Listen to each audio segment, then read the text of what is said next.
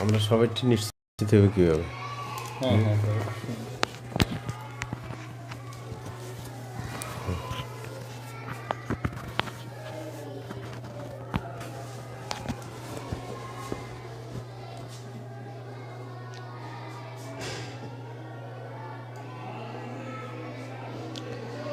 আসসালামু আলাইকুম রহমতুল্লাহি ওয়া বারাকাতুহু। আমরা ক্লাস শুরু করতে যাচ্ছি। প্রথমে দুইটা ব্যাপার আমরা বলে দেব, সেটা হচ্ছে এক নম্বর, প্রত্যেকেই নিজের মাইকটা অফ করে রাখবেন। দ্বিতীয় নম্বর যেটা বিষয় সেটা হচ্ছে আমরা ওপেন করেছি জুমটাকে 8 মিনিট হয়ে গেছে, 8-9 মিনিট, সুতরাং 30 মিনিটের মাথায় কেটে যাবে। এটা স্বাভাবিকভাবে সবাই জানেন, যারা জুম চালানো জানেন। 40 মিনিট পরে অফ হয়ে যায়, আবার দ্রুত জয়েন করে ফেলতে হবে যেন আমাদের ক্লাসটা কন্টিনিউ করা যায় 1 ঘন্টা। তো ব্যাপারটা সবাই ইনশাআল্লাহ মাথায় রাখবেন।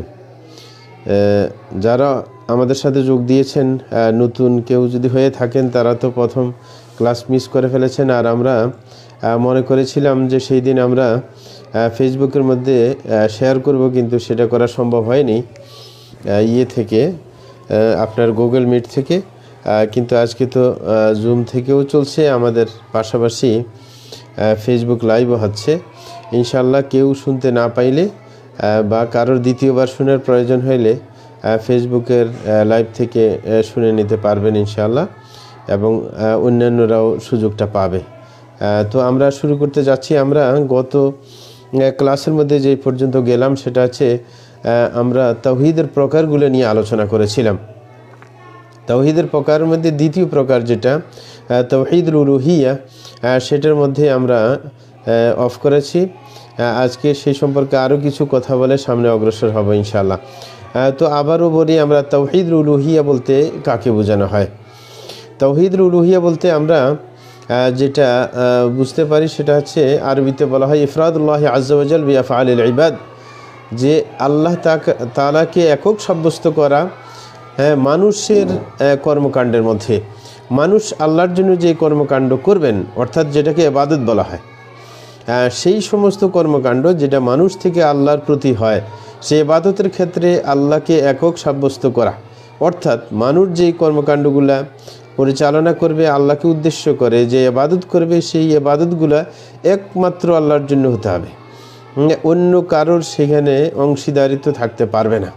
তাইলে মানুষের সকল ইবাদত, সেটা প্রকাশ্য হোক অপ্রকাশ্য হোক, যেই কোনো ইবাদত হোক না কেন, সবগুলোর টার্গেট হবে একমাত্র আল্লাহ। এই টার্গেটটা সবসময় মাথায় থাকতে হবে, যেটাকে আপনার এখলাসও কেউ বলে থাকে। সুতরাং এই এখলাসটা একচ্ছত্রভাবে আল্লাহর জন্য হওয়ার ব্যাপারটাকে মাথায় রাখতে হবে, না হইলে শিরকের পর্যায়ে চলে যাবে। তাইলে যেই কোনো কাজ করব, আল্লাহর উদ্দেশ্যে যেই কোনো ইবাদত করব, সেটা একমাত্র আল্লাহর জন্য হতে হবে। এইটাই আল্লাহ কোরআন মাজিদের মধ্যে বলেছেন, ওয়াবুদুল্লাহ ওয়া লা তুশরিকু বিহি শাইআ, যে তোমরা একমাত্র আল্লাহর ইবাদত করবে, তার সাথে কোনো বস্তুকে শরীক করতে যাবে না।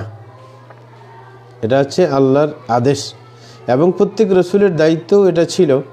আল্লাহ নিজেই বলেছেন, ওয়া মা আরসালনা মিন ক্বাবলিকা মির রাসূল ইল্লা নূহি ইলাইহি আন্নাহু লা ইলাহা ইল্লা আনা ফা'বুদুন, যে আমি আপনার পূর্বে যে কোনো রসুলই পাঠাই না কেন, প্রত্যেককে একই ওহী পাঠিয়েছি, যে সবাই এই কথা বলবে যে আল্লাহ ছাড়া সত্য কোনো মাবুদ নেই। এইখানে মানে আনা বলছে, আল্লাহ নিজেই বলছেন, তো এই কারণে যে আমি ছাড়া সত্য কোনো মাবুদ নেই, সুতরাং একমাত্র আমারই ইবাদত করতে হবে।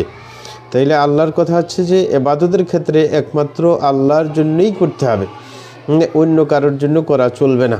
এই কারণে কোরআনে অন্য আয়াতের মধ্যে আল্লাহ জাল্লাহু নির্দেশ দিয়েছেন, তিনি বলছেন যে সাউন্ড বাড়াবে কীভাবে? এখান থেকে বাড়িয়ে দিলে হবে, কম্পিউটার থেকে সাউন্ড কম শোনা যাচ্ছে বলতেছে। আমাদের ঠিক আছে, তাহলে ওনাদের প্রবলেম হচ্ছে। হ্যাঁ, এখানে বাড়তেই থাকবে, আমাদের ঠিক আছে সাউন্ড। আমাদের সাউন্ড ঠিক আছে। হ্যাঁ হ্যাঁ, ওনার ফোনের সাউন্ড বাড়িয়ে নিতে হবে। জি, আচ্ছা, এবার শুনতে পাচ্ছেন প্রিয় ভাই, যিনি বলছেন সাউন্ড কম শোনা যায়? তো আমরা বলতেছিলাম আপনি বলেন যে আপনার তাওহীদ যেটা তাওহীদে উলুহিয়া, সেটা হচ্ছে যেই কোনো ইবাদত আমরা করি না কেন, সেটা একমাত্র আল্লাহ জাল্লাহু শানুর জন্য করব। কাউকে সেখানে আপনার অংশ দিতে যাব না, যেটার নাম হচ্ছে শিরক। যেমন আমরা সালাতের মধ্যে প্রকাশ্য যে ইবাদতগুলো করি আমরা আল্লাহর জন্য, সেগুলোর মধ্যে সালাত আছে, সিয়াম আছে, হজ আছে, এগুলো প্রকাশ্য ইবাদত আল্লাহর জন্য করি। এই জাতীয় আরও কিছু আছে। এবং অপ্রকাশ্য যেগুলো করি তার মধ্যে কিছু আছে, যেমন তাওয়াক্কুল, আল্লাহর উপর ভরসা করা, এরকমভাবে আল্লাহকে ভয় পাওয়া, আল্লাহর কাছে কোনো কিছু আশা করা, আল্লাহকে ভালোবাসা ইত্যাদি। এগুলো কিন্তু অপ্রকাশ্য, যেগুলো দেখা যায় না, সেগুলো অপ্রকাশ্য ইবাদত, সেগুলো কিন্তু আল্লাহর জন্য করতে হবে। এক সেকেন্ড।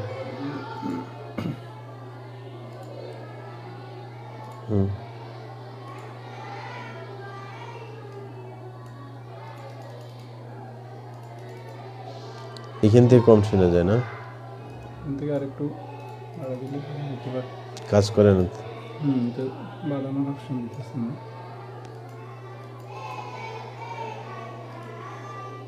কোন কথা? সেটা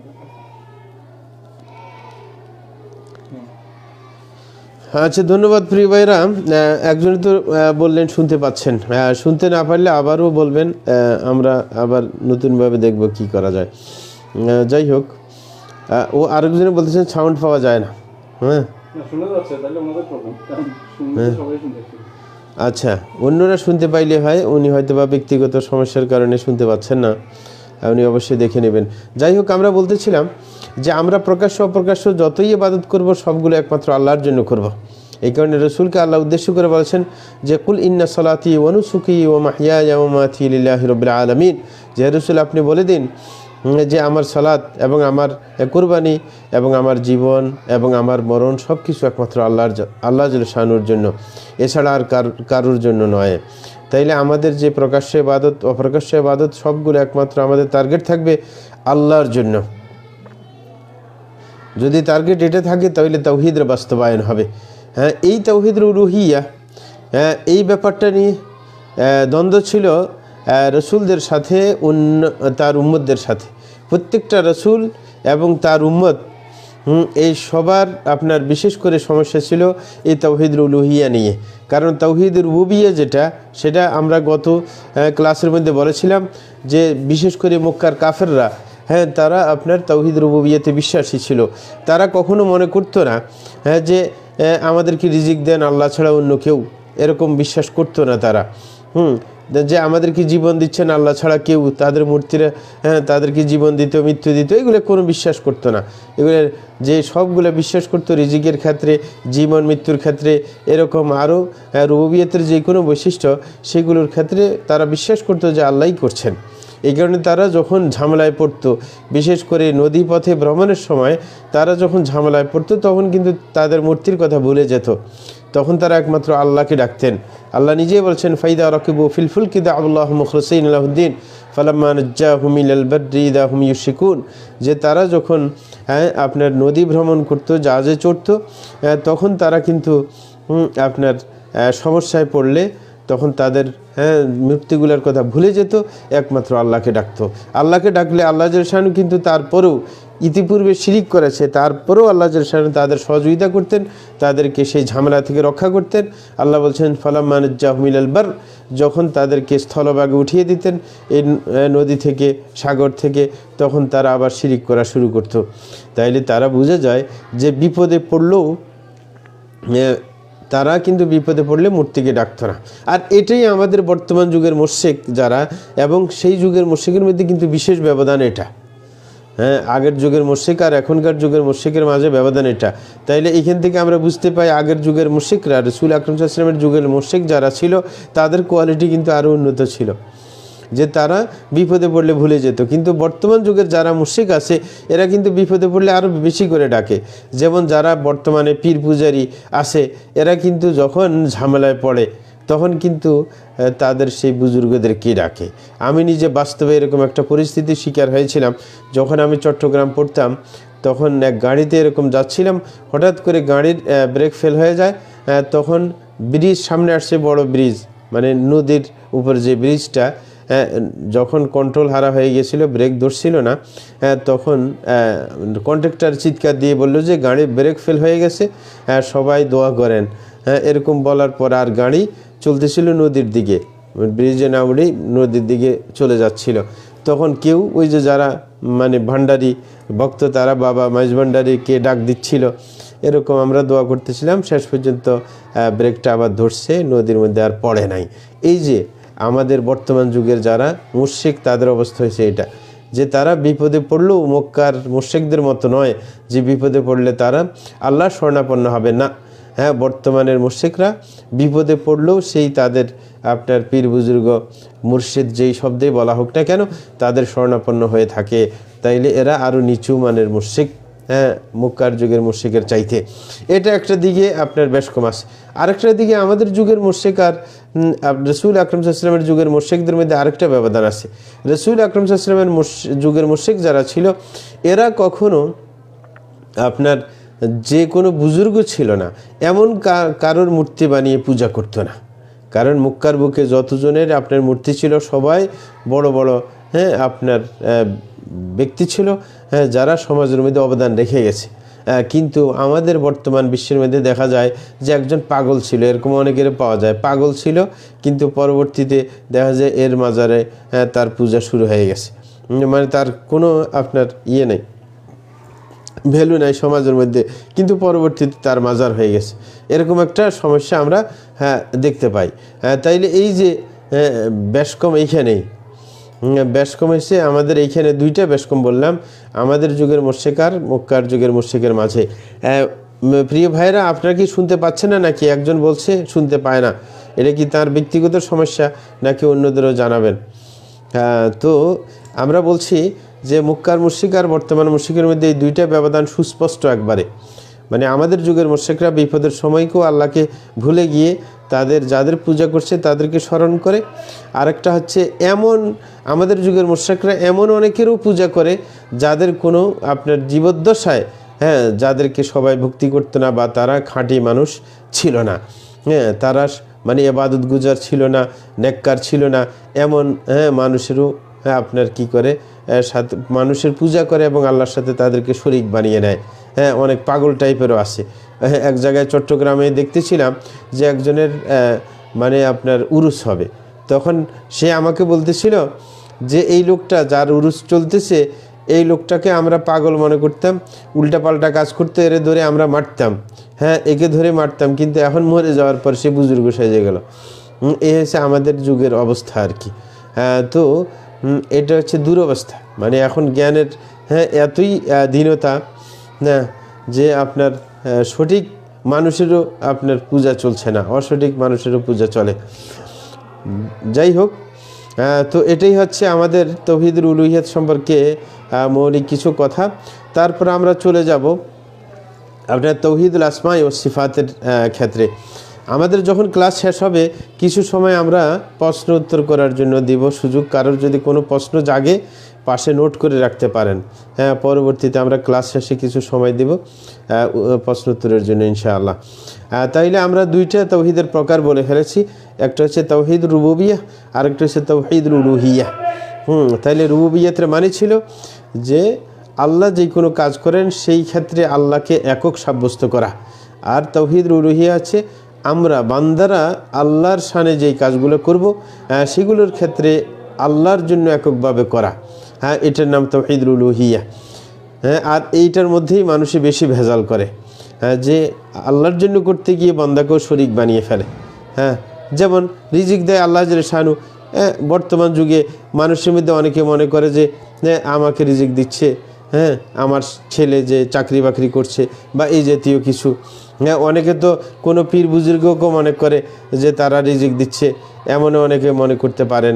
হ্যাঁ, এই জাতীয় অনেকেই আপনার বিভ্রান্ত আছে এই ক্ষেত্রে। যাই হোক, আর বিশেষ করে অনেকে আমরা যারা আছি কিছু প্রকাশ্য আমলের মধ্যে আল্লাহর সাথে শরীক বানাই না, কিন্তু অপ্রকাশ্য আমলের মধ্যে আমরা শরীক বানিয়ে ফেলি।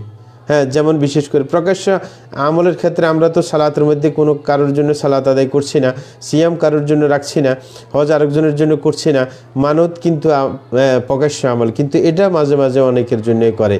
পীর বুজুর্গপন্থী যারা তারা কিন্তু আপনার মৃত তাদের বুজুর্গের জন্য কি বুজুর্গের কবরের উদ্দেশ্যে মানত করে, এটা একটা আপনার সমস্যা। তাইলে প্রকাশ্য আমলের মধ্যে কিছু কিছু আমাদের দেশে শিরিক করে, অপ্রকাশ্যের মধ্যে সবচাইতে বেশি শিরিক হয়। যেমন তাওয়াক্কুলের ক্ষেত্রে, ভরসার ক্ষেত্রে অনেকে শিরিক করে থাকেন, অনেক ইসলামপন্থীরাও শিরিক করে থাকেন। যেমন বর্তমানে তো আরেকটা প্রপাগান্ডা চলছে মানুষের তাওয়াক্কুলের ক্ষেত্রে মানুষকে মিসগাইড করার জন্য। সেটা হচ্ছে যত বীমা কোম্পানি আছে, এই বীমা কোম্পানিগুলো কিন্তু তাওয়াক্কুলের ক্ষেত্রে বিশাল অপরাধ করে যাচ্ছে, যে মানুষকে আল্লাহর উপর ভরসা করার চাইতে তাদের উপর ভরসা করা শিক্ষা দেয়, যে আপনার জীবনের নিরাপত্তা কী আছে। হ্যাঁ, সুতরাং জীবন বিমা আপনাকে করতে হবে, কে আপনাকে সাপোর্ট দিবে। হ্যাঁ, এরকম জীবন বিমার কৌশল, গাড়ি বিমার কৌশল, এরকমভাবে আরও অনেক কিছু। যত বিমা পলিসি পুরোটাই মানে আল্লাহর উপর ভরসা করা থেকে যে কোনো কোম্পানির উপর ভরসা করা শিখায়। তাইলে তারা মারাত্মক একটা অপরাধ করছে, মানুষের ঈমানকে ধ্বংস করে দিচ্ছে। কারণ তাওয়াক্কুল একমাত্র আল্লাহর উপর করতে হবে। আল্লাহ বলেন ওয়া আলাল্লাহি ফাতাওয়াক্কালু ইন কুনতুম মুমিনিন, যে একমাত্র আল্লাহর উপর তোমরা ভরসা করবে যদি তোমরা ঈমানদার হয়ে থাকো। সুতরাং তারা ঈমানকে নষ্ট করে দিচ্ছে বীমা কোম্পানিগুলো, হ্যাঁ, ইন্স্যুরেন্স কোম্পানিগুলো, যে তারা আল্লাহর উপর ভরসা থেকে সরিয়ে মানুষকে কোম্পানির উপর ভরসা করানো শিখাচ্ছে। হ্যাঁ, এই কারণে অনেকে প্রশ্ন করে থাকেন যে বিমা করা, ইসলামী বিমা করা কি জায়েজ আছে? আমরা বলি এখানে আঘাতটা হচ্ছে ঈমানের উপর, এখানে আবার জায়েজ না জায়েজের সূত্র বাইর করার কি আছে? হ্যাঁ, আপনার যেখানে ঈমানের সাথে সাংঘর্ষিক, তাওয়াক্কুলের সাথে সাংঘর্ষিক, সেখানে আবার ফুতুয়ার কি প্রয়োজন? যে তাদের কাজ কারবার সঠিকভাবে হচ্ছে কিনা, যে তারা আপনার সুদভিত্তিক লেনদেন করছে কিনা না করছে না, এটা তো পরের ব্যাপার, কিন্তু সেটা তো মূলেই আঘাত, আমাদের তাওয়াক্কুলের উপরে আঘাত। হ্যাঁ, আল্লাহর উপর তাওয়াক্কুলকে না করিয়ে মানে এই তাওয়াক্কুলটাকে সরিয়ে কোম্পানির উপর তাওয়াক্কুল করা শিক্ষা দিচ্ছে, যে কোম্পানির উপর ভরসা করা, যে কোম্পানি আমার বিপদের সময় আমার পাশে দাঁড়াবে, এই হচ্ছে তাদের পলিসি। যাই হোক, এরকম অনেকে ভয়ভীতির ক্ষেত্রেও মানে আল্লাহকে বাদ দিয়ে অন্যকে ভয় করে। যেমন অনেকের মাজারের পাশ দিয়ে গেলে জুতা খুলে ফেলতে হয়, আমরা চট্টগ্রামে এরকম দেখেছি যে মাজারের পাশ দিয়ে গেলে জুতা খুলে নিতে হয়, যদি জুতা খোলা না হয় বেয়াদবি হয়ে যাবে, গাড়ি উল্টে যাবে। অনেকে গাড়ির থেকে অনেককে নামিয়ে দেওয়া হয়, যে না গাড়িতে আপনার যদি পাশ দিয়ে যাওয়া হয় গাড়িতে করে, তাইলে ওই পীর সাহেবের সাথে বেয়াদবি হয়ে যাবে, এই কারণে গাড়ির থেকে নামিয়ে দেওয়া হয় প্যাসেঞ্জারকে, এরকমও জায়গা আছে। আবার অনেকে জুতা খুলে ফেলে যে না বেয়াদবি হয়ে যাবে, তাইলে তাদের ভয়টা আল্লাহর উপর ভয় না করে ব্যক্তির উপর ভয় চলে গেছে যে গাড়ি উল্টে যেতে পারে। অথচ এই বোকা মানুষগুলো বুঝে না তিনি কি আমাদের অকল্যাণকামী হবেন? তিনি যদি সত্যিকার বুজুর্গ হয়ে থাকেন তাইলে কেন গাড়ি উল্টে দিতে যাবে, মানুষকে কেন ক্ষতিগ্রস্ত করতে যাবে, এই চিন্তা মানুষের মাথায় আসে না। ওই যে যখন মানুষের চিন্তা চেতনা নষ্ট হয়ে যায়, তখন সাধারণ কমন সেন্সের ব্যাপারগুলো তাদের মাথায় ঢুকে না, এ হচ্ছে সমস্যা। তাইলে এই যে ভয়ের ক্ষেত্রে মানুষ অন্যকে ভয় করে আল্লাহর পাশাপাশি, এরকমভাবে অনেকে নিজের উপরস্থকেও ভয় করে। উপরস্থ যারা আছে, যে তার হাতে আমার চাকরি, তার পূজা দিতে হবে, তার মর্জি মতো চলতে হবে সবসময়, শরীয়ত বিরোধী হইলেও, কারণ সে যদি চাকরি থেকে বরখাস্ত করে দেয়, না, আপনি যেটা স্বাভাবিক দুনিয়ার রীতি অনুযায়ী যে আপনার উপরস্থের সম্মান করা, সেটা তো আল্লাহ বলছেন যে ওয়াউলিল আমরি মিনকুম, যে আপনার উপরস্থদের কথা শোনার জন্য, কিন্তু শরীয়ত বিরোধী হলে শোনা যাবে না। সুতরাং সেই ক্ষেত্রে অনেকে ভয় করে, চাকরির ভয়, যে তার হাতে চাকরি আছে। না, এটা কখনো হতে পারে না। আল্লাহ যদি এইখানে আপনার চাকরি রেখে থাকে, তাইলে ওকে বাধ্য করবে, ওর মন ঘুরিয়ে দিবে, যেন সে চাকরি থেকে বহিষ্কার না করে। এরকম একটা ঘটনা আমার জীবনে আমরা দেখতে পেয়েছি, সেটা বলি ঈমান একটু তাজা করার জন্য। আমি সৌদি আরবে যখন ছিলাম, মসজিদে নববীতে, মদিনা ইউনিভার্সিটিতে পড়ার সময় মসজিদে নববীতে এসে এক পিলারের গোড়ায় পড়তেছি, মানে পরীক্ষার সামনে মানে রেডি হইতেছি পরীক্ষা দেওয়ার জন্য। এই সময় একজন লোক, মানে ইন্ডিয়ান লোক, সে বাংলাদেশি, মানে ইন্ডিয়ান বাঙালি আর কি, সে আসে আমার পাশে সালাম দিয়ে বললো যে আপনি কি বাংলাদেশি? তো আমি বললাম জি আমি বাংলাদেশি। বললাম যে আপনার কি সমস্যা? তিনি বললেন একটা সমস্যা আছে আমার, যদি আপনি একটু সহযোগিতা করতে পারেন তাইলে আমি সহযোগিতা কামনা করছি। তো বললাম কি সমস্যা? তো তিনি বললেন যে আমার সমস্যা হইতেছে, আমি একটা কোম্পানিতে চাকরি করি, আমি আপনার এসি ঠিক করি, এসির কাজ করি, এসি টেকনিশিয়ান। তো আমার সাথে আমার কোম্পানির চুক্তি হয়েছে, এটা অনেক আগের কথা বলতেছি, মানে 2000 সালের আগের কথা, মানে 99 বা এরকম কিছু হবে। তো বলতেছে আমি যখন আসছি আমার কন্ট্রাক্ট পেপারে লেখা আছে প্রত্যেক মাসে আমার স্যালারি থাকবে 1200, কিন্তু আমি কোম্পানিতে যখন আসছি সৌদি আরবে, আমার কোম্পানি আমাকে 1000 করে দেয়, 1200 আমাকে দেয় না। এটা একটা অপরাধ তারা আমার সাথে করছে। হ্যাঁ, দ্বিতীয় অপরাধ কি, আমি তাদেরকে বললাম, আমার যিনি পরিচালক মুদির বলে আর কি আরবরা, যে মুদিরকে বললাম হ্যাঁ যে আমি নামাজি, কিন্তু অন্যরা তো নামাজের প্রতি গুরুত্ব দেয় না, সুতরাং মসজিদে নববীর আশেপাশে হ্যাঁ আমার ডিউটি দিবে, যেন আমি নামাজের সময় মসজিদে নববীতে সালাত আদায় করতে পারি, সেই সুযোগটা আমাকে করে দিবে। কিন্তু না, সেই গাদ্দার নিজেও নামাজ পড়ে না, বলে যে আমার ডিউটি দিবে দূরে, আর যারা নামাজ পড়বে না এদের ডিউটি এসে মসজিদে নববীর পাশে। এরকম আমাকে বিরক্ত করতেছে, এমনি বেতন কমাই দিচ্ছে, আবার সালাতের মধ্যে ঝামেলা করে, মসজিদে নববীর সালাত পড়তে দেয় না আমাকে দূরে পাঠায়, আর যেগুলো সালাত পড়ে না এগুলোকে মসজিদে নববীর পাশে ডিউটি দেয়। বলে একদিন আর সহ্য করতে পারলাম না, তর্কাতর্কি করে, বলে যে 2 দিন আগে তর্ক করে আমি এক জোরে থাপ্পড় দিলাম আমার মুদিরের গালের মধ্যে, যে তুই আমার সাথে এরকম ভেজাল করস কা, তুই মুসলমান তা আমার সাথে এরকম সালাত নিয়ে ভেজাল কেন, আমাকে ডিউটি কাছে দিলে কি সমস্যা, তোর তো কোনো সমস্যা নেই। এটা বলার পরে এখন বলে যে সে খেপে গেছে, আমাকে বললো যে আমাকে দ্রুত পাঠিয়ে দিবে দেশে, হ্যাঁ খুরুজ লাগিয়ে দিবে। এখন আমার কি করণীয়, আমি তো আসছি বেশি দিন হয় নাই, হ্যাঁ তো এখন তো সমস্যায় পড়ে যাব। বলে যে আপনি একটা দরখাস্ত লিখে দেন আরবিতে, যেন তার রাগটা কমে আমাকে যেন পাঠিয়ে না দেয়। তো আমি বিসমিল্লাহ করে আল্লাহর শরণাপন্ন হয়ে তার জন্য একটা দরখাস্ত লিখলাম। হ্যাঁ, লিখি রাগটা দমানো সংক্রান্ত কোরআন আয়াত হাদিস দিয়ে লিখলাম। হ্যাঁ, এবং একজন গরিব মানুষের যেন সহযোগিতা দাঁড়ায়, এগুলোর কথা লিখলাম। হ্যাঁ, লেখার পরে সুন্দর করে তার হাতে উঠিয়ে দিলাম যে ঠিক আছে, আপনি যখন আপনার মুদির যখন দেখবেন যে মন মানসিকতা ভালো, তখন আপনি তার সামনে সেটা উপস্থাপন করবেন ইনশাআল্লাহ। আল্লাহ চাহে তো সে যদি মানে ভালো ভদ্র মানুষ হয়ে থাকে, এই কোরআন হাদিস শোনার পর আপনার প্রতি সদয় হবেন ইনশাআল্লাহ। তো সেও ঠিক নিয়ে গেছে ওর কাছে। নেওয়ার পর সে যখন তাকে দেখছে একটু খুশমেজাজ, তখন তার সামনে এই দরখাস্তটা রাখার পরে সে পড়ার পরে সে চুপ করে থাকলো, 1-2 মিনিট চুপ করে থাকে, তারপরে নিজের রাগটাকে মানে দমন করে তারপরে বললো তোর কোনো সমস্যা নেই, তোকে আমি পাঠাবো না। হ্যাঁ, এবং বললো যে তোর সাথে তো আমি ঝামেলা করছি, আসলে দোষ করছি। এই যে আমাদের কাছে সংকেত চলে আসছে 10 মিনিট পরে আপনার বন্ধ হয়ে যাবে, সুতরাং সবাই রেডি থাকবেন। 10 মিনিট পরে যদি বন্ধ হয়ে যায় আবার আপনারা আবার লগ ইন করবেন, ইনশাল্লাহ ঢুকে যাবেন। তো যেটা বলতেছিলাম, তো পরে ওই লোকটা বললো যে আমি এতদিন অপরাধ করছি, তোকে 200 রিয়াল কম দিয়েছিলাম, আজকে থেকে আমি এই কোরআন হাদিস আমাকে বলা হয়েছে, এগুলো শোনার পর আমি সিদ্ধান্ত নিলাম যে যতদিন তোকে 200 রিয়াল করে কম দিয়েছিলাম, এই 1-1.5 বছর হয়েছে, সব টাকা তোকে দিয়ে দেবো, যে 200 রিয়াল করে বাড়তি দিয়ে দেব, আর তোকে আগামীকাল থেকে ডিউটি দিব মসজিদে নববীর পাশে। হ্যাঁ, আমি আর তোর সাথে ঝামেলা করব না, বাস। তারপরে আপনার মানে তার জীবনটা সুন্দর হয়ে যায়। কিছুদিন পরে ছুটিতে যাওয়ার পরে সে আসি আমাকে পেপার দেখাইলো যে ছুটির থেকে আসার পরে আমার 400 রিয়াল করে আরও বেতন বাড়িয়ে দিয়েছে। দেখেন, মানে আপনি যদি একমাত্র আল্লাহকে রিজিক দাতা মনে করেন, তাইলে আল্লাহ মানুষের মন ঘুরিয়ে দিতে পারে। আপনার উপরস্থ ব্যক্তি রাগ করলেও তার মন ঘুরিয়ে দেওয়ার একমাত্র ক্ষমতা রাখেন আল্লাহ। রাসূল সাল্লাল্লাহু আলাইহি ওয়াসাল্লাম বলছেন, ইন্না কুলুবাল ইবাদি বাইনা আসবুআইন মিন আসাবি রহমান ইউকাল্লিবুহা কাইফা মা শা, যে মানুষের অন্তরগুলো হচ্ছে আল্লাহর 2 আঙ্গুলের মাঝখানে, যেভাবে আল্লাহ চাইবেন সেইভাবেই সেগুলোকে ঘুরিয়ে দিবেন। সুতরাং আপনি যদি একমাত্র আল্লাহকে ভয় করেন, আল্লাহর প্রতি আপনি অনুরাগী হয়ে থাকেন, আল্লাহর ইবাদতে আপনার সত্যিকার অর্থে সময় দিয়ে থাকেন, আল্লাহ যদি সন্তুষ্ট থাকে, তাইলে আপনার সমস্যার সময় অবশ্যই সমাধান করার দায়িত্ব তাঁর।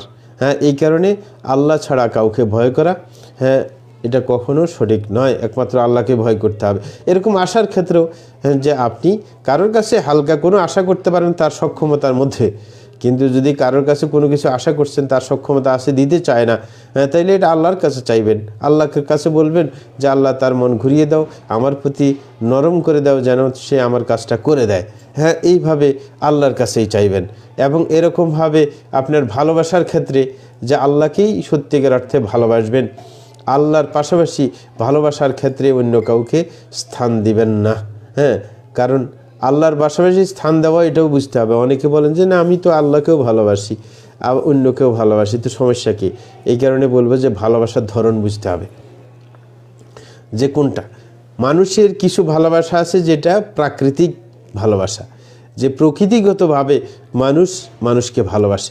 যেমন একজন পিতা তার সন্তানকে ভালোবাসে, একজন স্বামী তার স্ত্রীকে ভালোবাসে, হ্যাঁ এরকমভাবে একজন আপনার সন্তান তার মাতা পিতাকে ভালোবাসে। এরকম যেগুলো স্বাভাবিক ভালোবাসা, যেটাকে আল হুব্বুত তাবিঈ বলা হয় আরবিতে, এই ভালোবাসাতে কোনো সমস্যা নেই।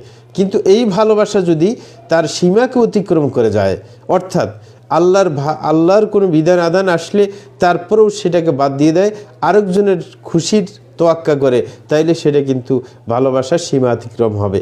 যেমন একজনে বলল স্ত্রীকে সে ভালোবাসে, একজন পুরুষ, এটা স্বাভাবিক ভালোবাসা। কিন্তু এই ভালোবাসা কারণে যদি তার স্ত্রী স্বামীকে বলে যে আমি তোমার দাড়ি পছন্দ করি না, সুতরাং তুমি দাঁড়িয়ে রাখতে পারবে না, সোজা কথা। এখন যদি স্ত্রীর ভালোবাসার দিকে তাকিয়ে সে যদি দাড়ি শেভ করে ফেলে, তাইলে সেটা হবে আপনার শিরক। কারণ আল্লাহর পাশাপাশি স্ত্রীর ভালোবাসাকে পাশাপাশি স্থান দেওয়া হয়েছে। কারণ এখানে আল্লাহর পক্ষ থেকে নিষেধাজ্ঞা এসেছে রাসূলের মাধ্যমে, যে আপনার আরখুল লিহা, রাসূল বলেছেন আফুল লিহা, যে দাড়িকে ছেড়ে দিবে, দাড়িকে আঘাত করবে না। সুতরাং এই নিষেধাজ্ঞার বিপরীতে আপনি কাজ করছেন, যে দুনিয়ার মানুষের ভালোবাসাকে আল্লাহর ভালোবাসার পাশে অবস্থান দিয়েছেন, তখন সেটা হবে না, সেটা তখন শিরকের পর্যায়ে চলে যাবে। তাইলে এইভাবে আমরা প্রকাশ্য অপ্রকাশ্য সকল আমলের ক্ষেত্রে একমাত্র আল্লাহকে এককভাবে সাব্যস্ত করব, মানে আল্লাহর জন্য এককভাবে করব, কখনো আল্লাহর পাশাপাশি অন্যকে স্থান দিতে যাব না। এরকম অনেক আমল রয়েছে, বিশেষ করে প্রকাশ্য আমলের চাইতে অপ্রকাশ্য আমল বেশি। অপ্রকাশ্য আমলের মধ্যে মানুষ শিরিক করে বেশি, সেটা সময় মতো আমরা আরও বিস্তারিত বলার চেষ্টা করব ইনশাআল্লাহ। তো আজকে আরও সামনে যাই, আমরা তাওহীদুল উলুহিয়া বুঝতে পারলাম যে যেই কোনো ইবাদত করব, ইবাদত বলতে কাকে বোঝানো হয়, যেই কোনো কাজ আমরা যদি একমাত্র আল্লাহর সন্তুষ্টির জন্য করি সেটাই ইবাদত, এবং আল্লাহ যেই কাজে সন্তুষ্টি থাকেন সেটাই ইবাদত। আগে বলেছিলাম ইবনে তাইমিয়া রাহমাতুল্লাহি আলাইহি সংজ্ঞা, যে ইবাদত কাকে বলা হয়, ইসমুন জামিউন লিকুল্লি মা ইউহিব্বুল্লাহু ওয়া ইয়ারদা মিনাল আকওয়ালি ওয়াল আমালি যাহিরাতি ওয়াল বাতিনা, যে ইবাদত বলা হয় এমন সকল কথা কাজ ইত্যাদিকে যেগুলোকে আল্লাহ ভালোবাসেন। আল্লাহ যেই কথা কাজকে ভালোবাসেন এই সবগুলো ইবাদতের অধীনে চলে যাবে। এইগুলো একমাত্র আল্লাহর জন্য করতে হবে, আর কারোর জন্য করা যাবে না। এখন আসছি আমরা তৃতীয় প্রকার, তাওহীদের তৃতীয় প্রকারের ক্ষেত্রে, যে আপনার তাওহীদের তৃতীয় প্রকার হচ্ছে তাওহীদুল আসমা ওয়াস সিফাত, যে আসমা এবং সিফাতের ক্ষেত্রে আল্লাহকে একক সাব্যস্ত করা। একজনে কি লিখলো, ক্লিক রেকর্ড থাকবে, আচ্ছা ক্লিপ লিখতেছিলেন মনে হয়। আমাদের লাইভ চলতেছে, ফেসবুকের মধ্যে লাইভ চলতেছে, ওই লাইভ সংগ্রহ, লাইভের রেকর্ড থাকবে ইনশাআল্লাহ, সেখান থেকে আপনারা সংগ্রহ করতে পারবেন। ক্লাস রেকর্ড হচ্ছে, লাইভও চলছে আমাদের এই আপনার জুম মিটিংয়ের পাশাপাশি, সুতরাং সেখান থেকে ইনশাআল্লাহ পেয়ে যাবেন আমাদের পেজের মধ্যে ইনশাআল্লাহ। ফেসবুকের মধ্যে মুস্তাফিজুর রহমান নামে পেজ আছে, সেইখানে আমরা প্রত্যেকে পেয়ে যাবেন ইনশাআল্লাহ। বন্ধুবান্ধবকেও শেয়ার করতে পারেন সেখান থেকে। যাই হোক, আমরা বলবো তাওহীদুল আসমা ওয়াস সিফাত। তাওহীদুল আসমা ওয়াস সিফাতের মানে যে আপনার আল্লাহর অনেকগুলো নাম আছে, অনেকগুলো আপনার বৈশিষ্ট্য রয়েছে, সেইগুলোর ক্ষেত্রে আল্লাহকে একক সাব্যস্ত করা। তাইলে আল্লাহকে যেই বৈশিষ্ট্য দিয়ে আল্লাহ নিজকে বৈশিষ্ট্য মণ্ডিত করেছেন, আল্লাহর কিছু বৈশিষ্ট্য আছে, যেমন আল্লাহর বৈশিষ্ট্য রিজিক দেওয়া, এটা একটা আল্লাহর বৈশিষ্ট্য। সুতরাং এই বৈশিষ্ট্যের ক্ষেত্রে আল্লাহকে একক সাব্যস্ত করতে হবে, যে আল্লাহ এককভাবে রিজিক দিয়ে থাকেন।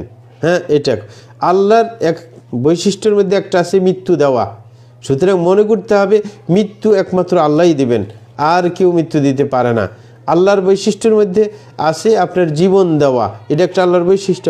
সুতরাং এই বৈশিষ্ট্যের ক্ষেত্রে আল্লাহকে একক মনে করতে হবে, যে আল্লাহ এককভাবে মানুষের জীবন দিয়ে থাকেন, এই ক্ষেত্রে কারোর কোনো আপনার হাত নেই। এরকম আল্লাহর এরকম অনেক বৈশিষ্ট্য রয়েছে, যেগুলা আপনার কোরআন হাদিসে এসেছে, সেগুলো তো আছেই। আল্লাহর আরও অনেক বৈশিষ্ট্য আছে যেগুলো আল্লাহ কোরআন হাদিসেও বলেন নাই। সুতরাং যেই কোনো বৈশিষ্ট্য আল্লাহ নিজের জন্য যেই বৈশিষ্ট্য চয়ন করেছেন, অথবা রাসূল আকরাম সাল্লাল্লাহু আলাইহি ওয়াসাল্লাম আল্লাহর ব্যাপারে যেই বৈশিষ্ট্যের কথা উল্লেখ করেছেন, সকল বৈশিষ্ট্যের ক্ষেত্রে আল্লাহ একক। এবং এরকমভাবে নামের ক্ষেত্রেও বৈশিষ্ট্যের ভিত্তিতে নামও আছে, যেমন রিজিক দেওয়া একটা বৈশিষ্ট্য, আবার রাজ্জাক আল্লাহর নামও আছে। তাইলে রাজ্জাক আল্লাহর নাম। এই রাজ্জাক নামের ক্ষেত্রে আল্লাহকে একক মনে করতে হবে। রিজিক দাতা একমাত্র আল্লাহ। যেমন ইহইয়া মানে জীবন দেওয়া, এটা বৈশিষ্ট্য। আবার এটার ভিত্তিতে নামও আছে, মানে গুণবাচক নাম যেটাকে বলা হয় সেটা হচ্ছে মুহয়ি। আল্লাহর একটা গুণবাচক নাম হচ্ছে মুহয়ি। সুতরাং মুহয়ির ক্ষেত্রেও এই যে আল্লাহ জীবনদাতা, এটার ক্ষেত্রে আল্লাহকে একক মনে করতে হবে। তাইলে এইভাবে প্রত্যেকটা মানে গুণ এবং গুণবাচক নামও আছে। প্রত্যেক গুণের পাশাপাশি গুণবাচক নামও আল্লাহ রয়েছে, যেগুলোকে গুণবাচক নাম বলা হয়। আল্লাহর জাতি নাম, মৌলিক নাম হচ্ছে একটা, সেটা হচ্ছে আল্লাহ। আল্লাহ হচ্ছে আল্লাহর মৌলিক নাম, এটাকে জাতি নাম বলা হয়। আর বাকিগুলো হচ্ছে গুণবাচক নাম, খালেক, রাজেক, হ্যাঁ, যত আছে, মুহয়ি, মুমিত, হ্যাঁ, এরকম হালিম, গফুর, হ্যাঁ হ্যাঁ, রহিম, যত আছে, রহমান, এই জাতীয় সমস্তগুলো হচ্ছে গুণবাচক নাম। প্রত্যেক গুণবাচক নামের অধীনে একটা গুণও আছে। যেমন রহিম মানে দয়ালু, সুতরাং ওই যে দয়া করে, এটা একটা গুণ। সুতরাং গুণের ক্ষেত্রে এবং আল্লাহর গুণবাচক নামের ক্ষেত্রে আল্লাহকে একক মানতে হবে, হ্যাঁ, এতে কোনো সন্দেহ নেই, একক মানতে হবে। আর এই গুণের ক্ষেত্রে আপনি কখনো এই গুণকে আপনার চিত্রিত করতে পারবেন না, মানুষের গুণের সাথে তুলনা করতে পারবেন না। এগুলো যে করবেন যে আল্লাহ দয়ালু, ঠিক আছে, কিন্তু এই দয়া যে মানুষের মতো দয়া, এটা বলতে পারবেন না, মানে মানুষের সাথে দৃষ্টান্ত দিতে পারবেন না। বরং আল্লাহর দয়া সে সর্বোচ্চ দয়া, হ্যাঁ, যে আল্লাহর সাথে আপনি যতই বেয়াদবি করুন না কেন, আল্লাহ দয়া করবেন শেষ পর্যন্ত হার মানলে। কিন্তু দুনিয়ার মানুষের সাথে যদি বেয়াদবি করে, হ্যাঁ, তার উপর আর দয়া করে না, তার থেকে দয়ার ছায়া উঠিয়ে নেয়, যে তার সাথে বরং তার থেকে প্রতিশোধ নেওয়ার চেষ্টা করে। এটা দুনিয়ার মানুষের বৈশিষ্ট্য।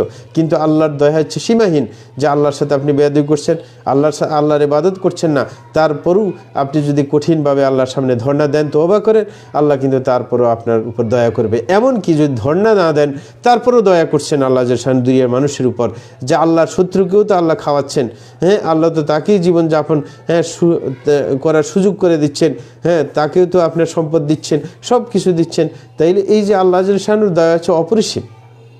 সুতরাং যেই কোনো গুণ মানুষের মধ্যেও সেই গুণটা থাকতে পারে, কিন্তু মানুষের গুণের মতো আল্লাহর গুণ না।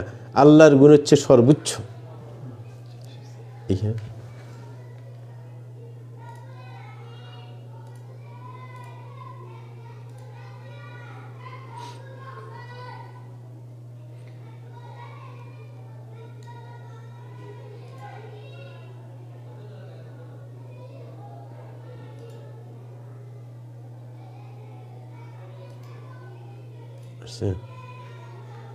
হ্যাঁ, বাকিরা আসুক।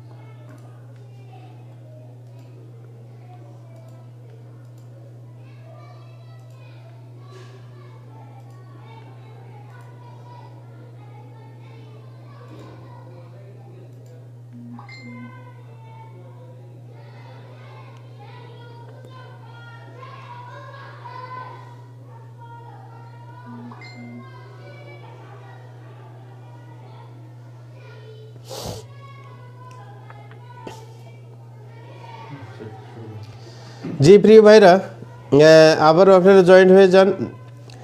তো বলতেছিলাম আমরা যে আল্লাহর গুণ এবং গুণবাচক নাম, এই সকল ক্ষেত্রে আল্লাহকে এককভাবে সাব্যস্ত করতে হবে, যে আল্লাহ এই ক্ষেত্রে একক। রিজিক দেওয়ার ক্ষেত্রে আল্লাহ একক, হ্যাঁ, এরকমভাবে জীবন দেওয়ার ক্ষেত্রে আল্লাহ একক, আর কারোর কোনো সহযোগিতা লাগে না, এককভাবে আল্লাহ সব কিছু করে থাকেন, হ্যাঁ, কোনো সহযোগী নাই। কিন্তু সুফিবাদীরা কিন্তু আল্লাহর সহযোগী মনে করে, হ্যাঁ, যেমন আবদালদেরকে, সুফিবাদের মধ্যে একটা কথা আছে, আবদাল, বদলের বহু বচন, আবদাল, বলে যে আবদালরা নাকি নদী নিয়ন্ত্রণ করে, হ্যাঁ, প্রাকৃতিক ব্যাপারগুলো নিয়ন্ত্রণ করে। এরকম আবদালের ক্ষেত্রে হ্যাঁ অনেক যারা আছে সুফিবাদী তারা বিশ্বাস করে না, সেটা হতে পারে না। না, মুদাব্বিরুল আমর, হ্যাঁ, যে দুনিয়াকে পরিচালনা করা, এই ক্ষেত্রে নাকি তাদের ভূমিকা আছে, যে তারাই বৃষ্টি দেয়, হ্যাঁ, তাইলে আল্লাহর সহযোগী মনে করা হয়, এটা কখনো হতে পারে না। হ্যাঁ, না, একজন মুমিন খাঁটি ইমানদার সে মনে করবে যে আল্লাহ যেই কাজগুলো করেন এককভাবে করেন, কারোর কোনো সহযোগিতার কোনো প্রয়োজন হয় না, এককভাবে তিনিই করতেছেন। কারণ আল্লাহ নিজেই বলছেন যে কোনো জিনিস, হ্যাঁ, যদি আল্লাহ বলেন কুন, হয়ে যাও, সাথে সাথে হয়ে যায়। এইখানে কারোর কোনো সহযোগিতার কোনো প্রয়োজন হয় না। সুতরাং আল্লাহর নাম এবং গুণাবলীর ক্ষেত্রে আল্লাহকে একক সাব্যস্ত করতে হবে। আর যেটা বলছিলাম যে আল্লাহর গুণগুলোকে যা সাব্যস্ত করব, এটা দৃষ্টান্ত স্থাপন করব না, মানুষের সাথে মিলাতে যাব না যে আল্লাহ শুনেন, এটা আল্লাহর একটা বৈশিষ্ট্য, এবং সামি হইতেছে আল্লাহর নাম। সুতরাং আমি এরকম বলতে পারি না যে আমাদের মতো শুনে, না, কারণ আমরা যদি শোনার যে একটা গণ্ডি আছে আমাদের, এই গণ্ডির বাইরের আওয়াজগুলো আমরা কিন্তু শুনতে পাই না।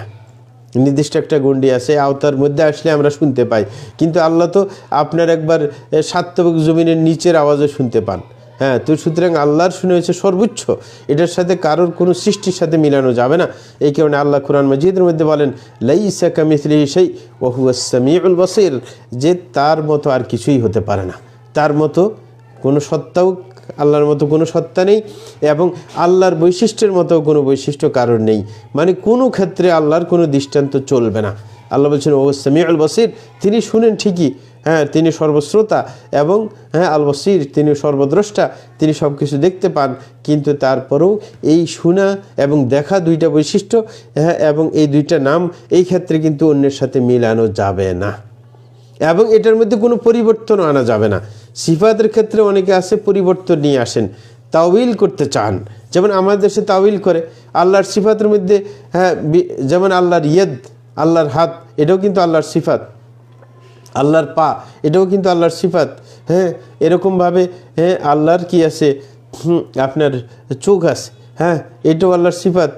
সুতরাং যে এইগুলো সিফাত, এই সিফাতগুলো অনেকে বিশ্বাস করে না, এই সিফাতগুলোর অপব্যাখ্যা করেন, অপব্যাখ্যা করেন, যে না, অনেকে বলে থাকে ইয়েদ মানে কুদরত, কোরআনের মধ্যে ইয়েদুল্লাহি ফাওকা আইদিহিম আছে, কিন্তু বলে যে না, ইয়েদ মানে হাত না, ইয়েদ মানে হচ্ছে কুদরত। এই যে অপব্যাখ্যা চলবে না।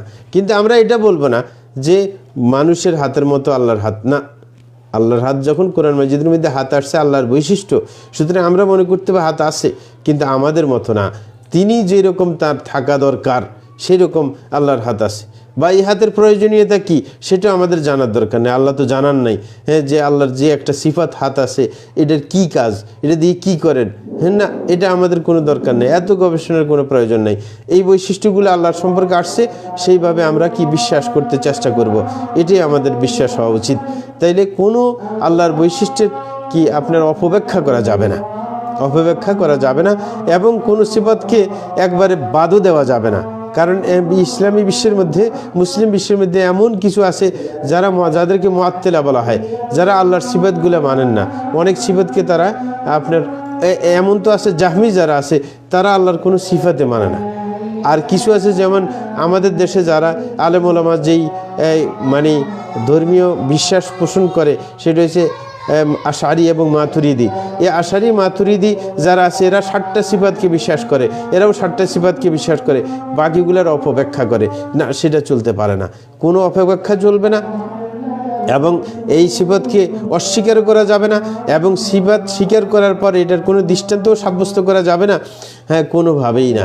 যেইভাবে আল্লাহর জন্য মানায় সেইভাবে আমাদেরকে বিশ্বাস করতে হবে। এই কারণে আল্লাহ বলছেন, এবং এই আল্লাহর নামের মধ্যে বক্রতা অবলম্বন করা যাবে না। বক্রতা অবলম্বন করা মানে আল্লাহ যেই নাম নিজের জন্য সাব্যস্ত করে নাই, আপনি সেই নাম আল্লাহর উপর চাপিয়ে দিবেন, অথবা আল্লাহর নামের অপব্যাখ্যা করবেন না, এই উল্টা পথ অবলম্বন করা যাবে না। আল্লাহ জাল্লা শানহু কোরআন মাজিদের মধ্যে বলেন ওয়ালিল্লাহিল আসমাউল হুসনা ফাদউহু বিহা ওয়াদারুল্লাযীনা ইউলহিদুনা ফি আসমাইহি সাইয়ুজজাউনা মা কানু ইয়ামালুন। আল্লাহ জাল্লা শানহু বলছেন যে আল্লাহর অনেকগুলা সুন্দর নাম আছে, সুতরাং আল্লাহ আদেশ করলেন ফাদউহু বিহা, এই সুন্দর সুন্দর নামের মধ্যে আল্লাহকে ডাকতে বলেছেন। আর এটা কিন্তু উসিলা ধরার একটা নিয়ম। আমরা জানি প্রত্যেকেই যে উসিলা একটা পন্থা আছে, যে মানুষের দোয়া কবুল হওয়ার জন্য উসিলা ধরতে হয়, কিন্তু উসিলা মানে আমাদের পীর বুজুর্গের উসিলা না।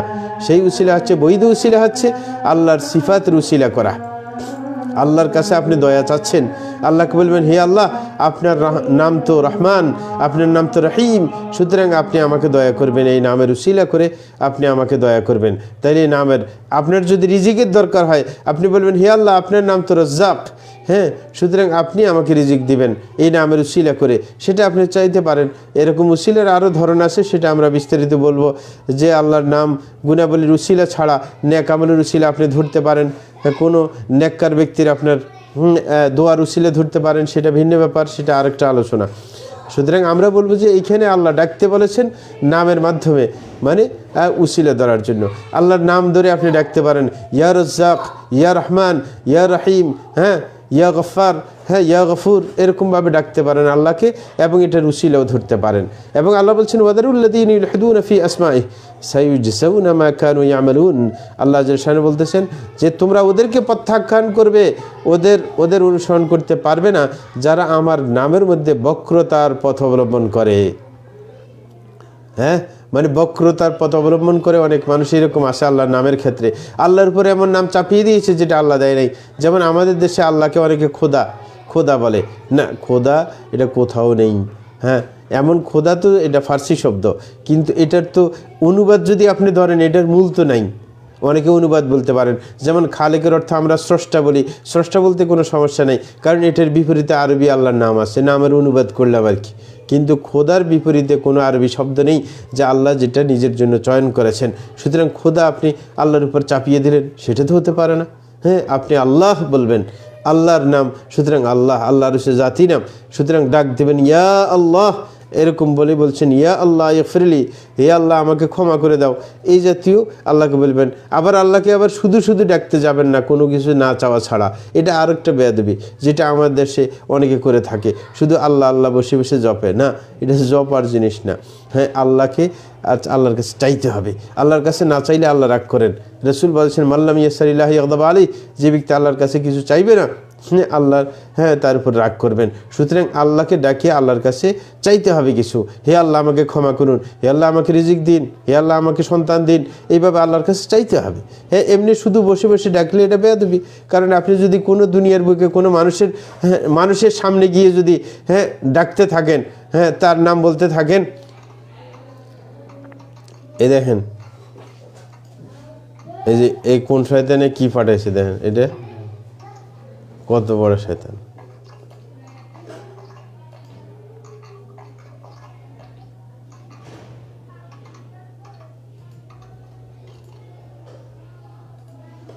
এই শয়তানি শুরু করছে মানুষ।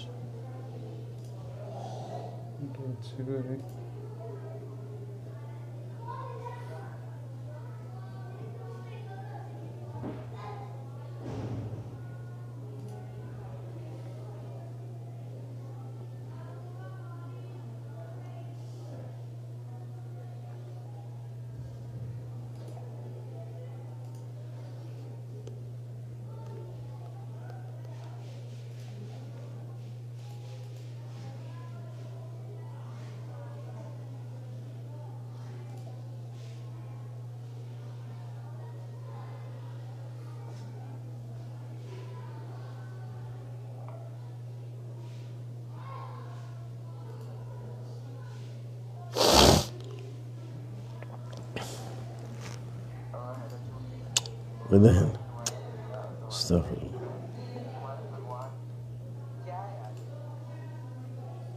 কোন শয়তান ঢুকে গেছে, বন্ধ করে দেন আর কি। এটা এমনি কাটা যায় না? হ্যাঁ, লাইভে এটা ক্লোজ করে দিন, লাইভে সমাপ্তি দিয়ে দিন। আচ্ছা ঠিক আছে, ধন্যবাদ প্রিয় ভাইরা আমার।